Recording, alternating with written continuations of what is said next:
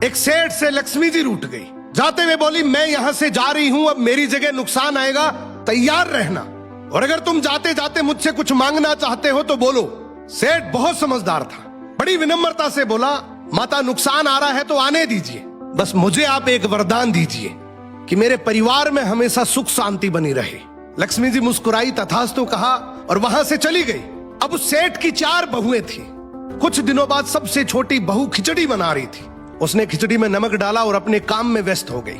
तभी दूसरी बहू आई और उसने खिचड़ी को बिना चखे ही और नमक डाल दिया और वो भी अपने काम में व्यस्त हो गई। ऐसे एक एक करते तीसरी और चौथी बाकी की 2 बहुएं भी आई, उन्होंने भी खिचड़ी को बिना चखे ही उसमें नमक डाल दिया।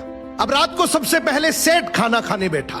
जैसे ही उसने खिचड़ी का 1 चम्मच लिया, उसे महसूस हो गया कि इसमें बहुत ज्यादा नमक है और सेठ जी तुरंत समझ गए कि नुकसान आ चुका है। किसी से कुछ नहीं कहा, चुपचाप खिचड़ी खाई और चला गया। अब सेठ के बाद खाना खाने की बारी आई सबसे बड़े बेटे की। बेटे ने खिचड़ी का 1 निवाला लिया। उसने परिवार वालों से पूछा, पिताजी ने खाना खा लिया?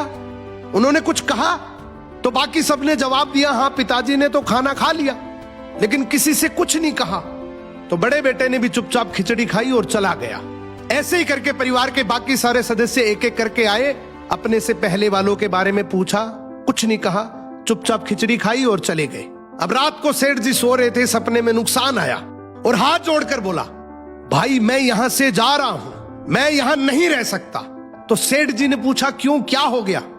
नुकसान बोला, तुम सबने मिलकर 1 किलो नमक खा लिया, पर मजाल है कोई किसी पर नहीं चिल्लाया, किसी ने गुस्सा नहीं किया, सब शांत रहे। अब जिस परिवार में इतनी सुख शांति हो, आपस में इतना प्यार हो, वहां पर मैं नहीं रह सकता। निष्कर्ष कि जिंदगी है तो उतार चढ़ाव, दुख सुख, फायदा नुकसान सब चलता रहेगा, लेकिन जिस परिवार में आपस में लोगों में प्यार है, सुख शांति है, छोटे में आदर, बड़े में बड़प्पन है, उस परिवार का कोई नुकसान, कोई आपदा कुछ नहीं बिगाड़ सकती।